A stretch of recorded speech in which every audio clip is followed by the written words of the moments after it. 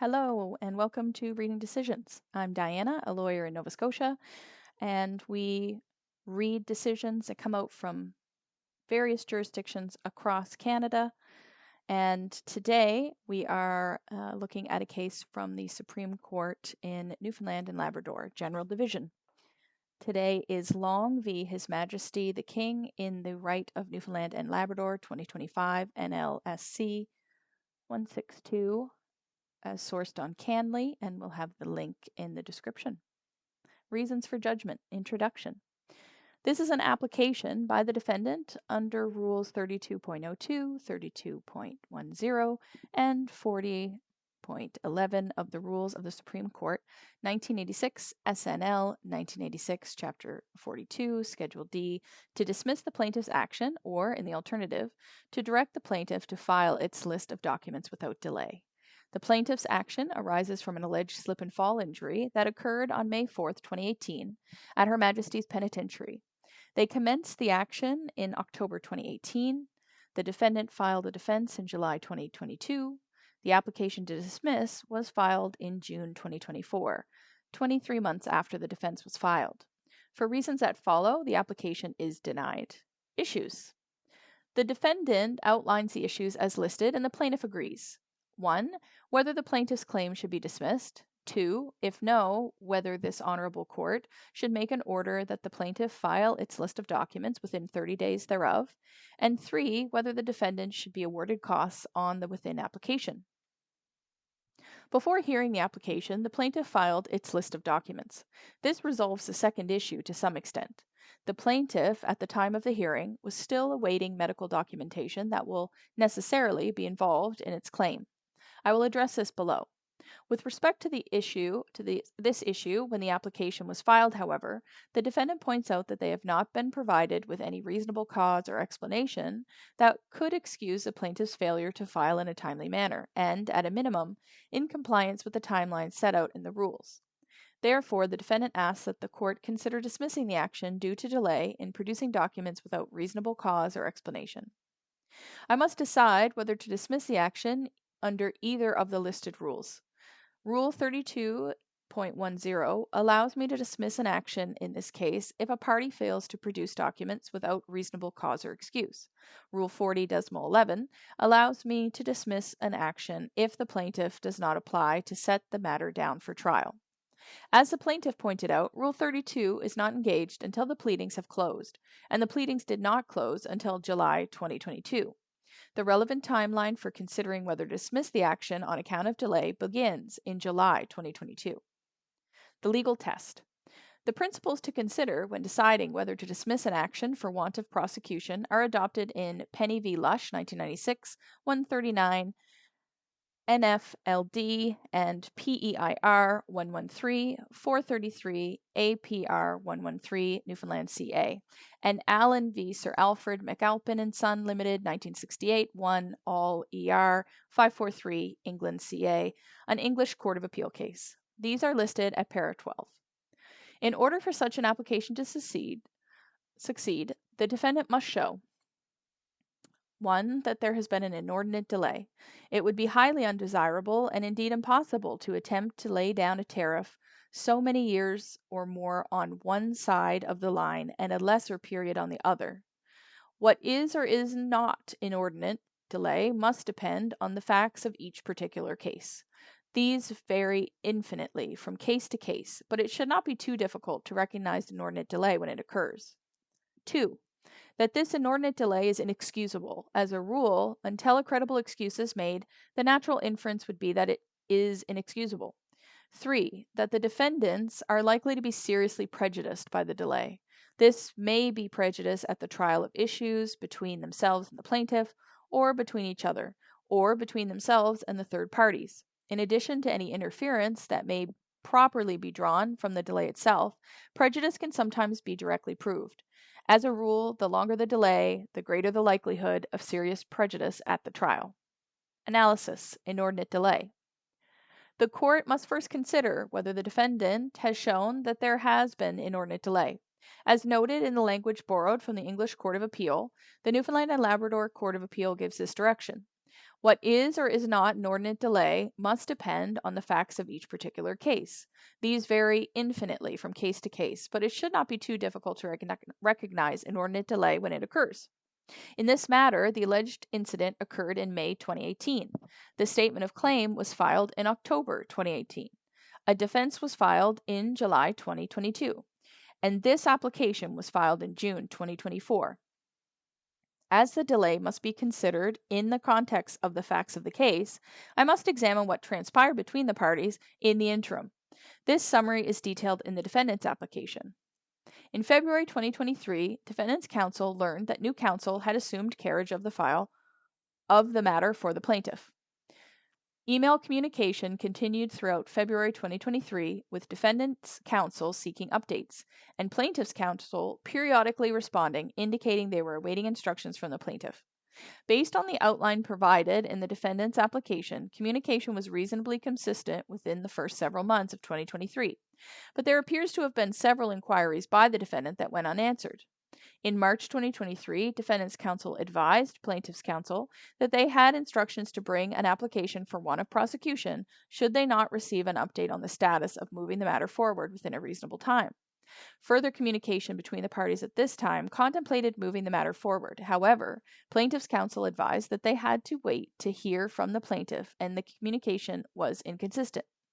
Throughout March and April 2024, defendant's counsel again reached out to plaintiff's counsel, disclosing their list of documents and inquiring about the same from the plaintiff's counsel. They also sought to confirm whether plaintiff's counsel had met with the plaintiff.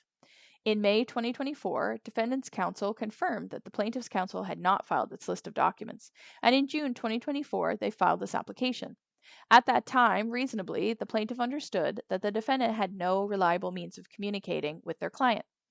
While there were frequent and continued requests from the defendant to inquire about the status of the matter, I do not find that the delay in this case between the pleadings closing and the defendant's application to strike is significant, particularly given that there is some, although sporadic, contact between the parties. As the plaintiff pointed out in its brief in 10736 NF Inc. v. Newfoundland and Labrador, Department of Transportation and Works, 2013 NLTDG 73 at para 22, this court notes a delay of 2.5 years is not particularly remarkable. Comparatively, the length of delay in this matter does not meet the extent of delay in the cases filed by the defendant. In Penny, the delay following the filing of the statement of defense at the time of the trial judge's decision was 4 years and 11 months.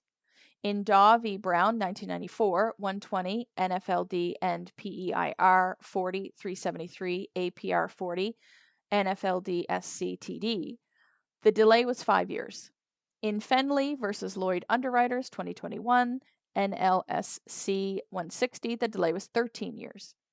In Giacomini Consulting Canada Inc. v. The Owner's Strataplan EPS 3173, 2023, BCCA 473, 5 years.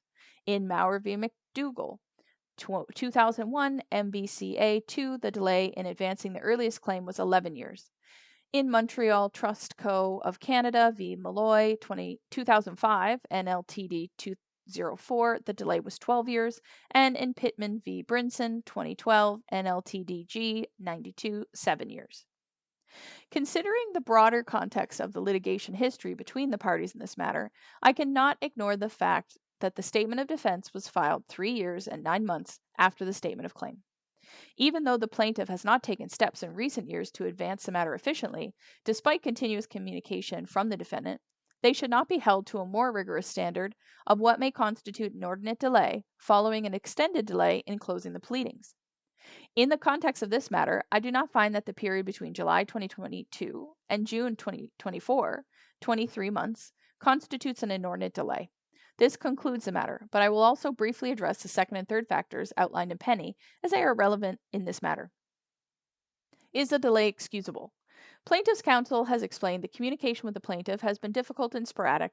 The plaintiff has been in and out of custody, does not maintain a permanent address or cell phone. He often uses temporary phones. He does not maintain an email address and at times has not had permanent residence.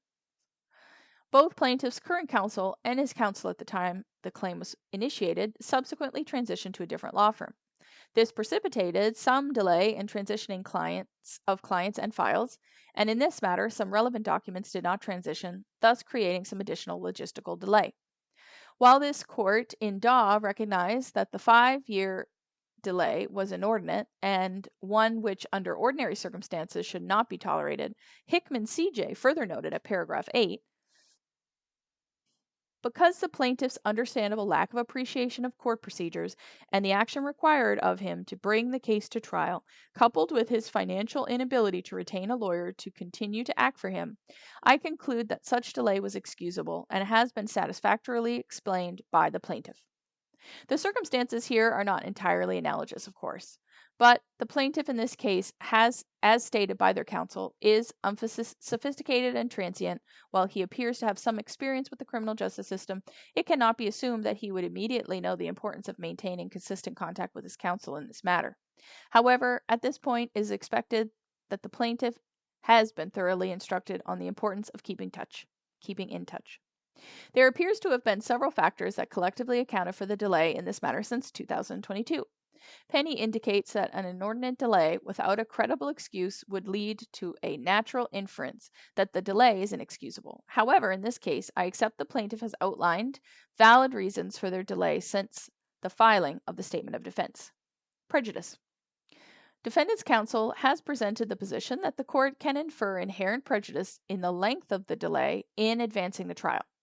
They have provided some case law wherein inherent prejudice led to dismissal. Maurer recognizes the natural deterioration in the quality of evidence and the ability to investigate alleged injuries with the passage of time. I agree that it becomes more difficult for the defendant to test the plaintiff's subjective complaints as time passes.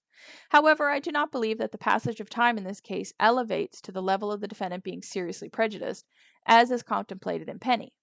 As the plaintiff points out, any lack or deterioration of documentation or anecdotal history of the plaintiff's alleged injuries or medical follow-up are to his own detriment as it relates to this claim. As well, the date of the alleged incident was provided to the defendant in the initial statement of claim. While the defendant is under no obligation to take steps in advance of the case against them, they certainly had information available to them as early as October 2018 that would have allowed them to proactively prepare a defense. The defendant also presented an alternate argument with respect to the prejudice portion of the questions outlined in Penny, relying on Giacometti Consulting Canada Inc. In that case, the British Columbia Court of Appeal revised their existing test for dismissal for warrant of prosecution on the basis that it did not permit a full consideration of the factors relevant to the interests of justice. While that decision is not binding on this court, it raises important issues. At paragraph 30 and 31, Justice Horseman writes, in recent years, there has been increasing attention to the effect of delay on public confidence in the justice system. The Supreme Court of Canada has described the increasing delay and expense of civil proceedings as an access to justice issue. Herniak v. Malden, 2014, SCC 7 at paras 23 to 25. There is no doubt, and the respondent does not dispute, that unreasonable delays in civil proceedings cause systemic harm in undermining public confidence in the justice system and the public interest in a justice system that delivers timely and affordable justice. Ultimately, at paragraph 70, the court revised the third part of its test so that the framework of analysis asks, is it in the interests of justice for the action to proceed despite the existence of inordinate and inexcusable delay? Justice Horseman then refers to a non-exhausted list of factors outlined in International Capital Corp v. Schaefer 2010 SKCA 48 at para 45, which include the following. A. The prejudice the defendant will suffer defending the case at trial. B. The length of the delay. C. The stage of the litigation. D. The impact of the delay on the defendant's professional, business, or personal interests. E. The context in which the delay occurred. F. The reasons offered for the delay. G. The role of counsel in causing the delay. And H. The public interest in having cases that are of genuine public importance heard on their merits. At paragraph 71, Justice Horseman adds one further factor, the merits of the action. These factors are intended to assist in an assessment of whether it is in the interest of justice for an action to proceed despite inordinate and inexcusable delay. This is not the test in this province. However, the defendant raises a compelling argument to take interests of justice into consideration. In this matter, I do not believe that assessment would favor the defendant. The alleged injury to the plaintiff occurred when he was being held in custody at Her Majesty's Penitentiary, a provincial institution widely known for its dire conditions. He was obviously there in a context in which he was not free to leave. When a person in custody is allegedly injured while being so held, there is public interest in having the merits of that action tested, and value in seeing the matter to its conclusion. In this matter, the plaintiff's counsel has indicated that the plaintiff is often without a phone, email, or permanent address, and perhaps more relevant to this assessment, indicated that he is in and out of custody. That should not restrict him in taking action for an alleged incident at a provincial institution within reason, provided he takes the necessary steps to advance the matter. To prevent the plaintiff from advancing this matter due to a delay, at least partially occasioned by being held in the very institution against which he has made the claim, is an outcome that is not in the interests of justice. Therefore, even if applying the revised test outlined by the British Columbia Court of Appeal, I would find that it is in the interests of justice for this action to proceed. Whether the court should make an order that the plaintiff file its list of documents within 30 days. As noted at the outset, the plaintiff filed its list of documents before the hearing of this matter. However, the list of documents was not filed within the 10 days from the close of pleadings required in Rule 32.01 (sub-bracket 1) in their written argument. The defendant points out that they have not been provided with any reasonable cause or explanation that could excuse the plaintiff's failure to file in a timely manner, and at a minimum, in compliance with the timeline set out in the rules. The plaintiff offered a limited explanation for their delay in filing their list of documents, essentially indicating that they cannot file what they do not have. Between May 2024 and April 2025, without having received any response from the plaintiff's physician's medical office, plaintiff's counsel did nothing to attempt to collect these documents, which they know are necessary to advance this claim. 2 requests were subsequently made in April and May 2025, just before the defendant filed this application. I appreciate that plaintiff's counsel must have possession of the documents to assess what must be provided. However, an order for the plaintiff to file its list of documents within 30 days should encourage plaintiff's counsel to proactively pursue production of the necessary documents to them. I will order that the plaintiff file a further list of documents no later than December 1st, 2025. Costs. In Montreal Trust Co. of Canada at para 20, the court notes that inordinate delays should not be tolerated.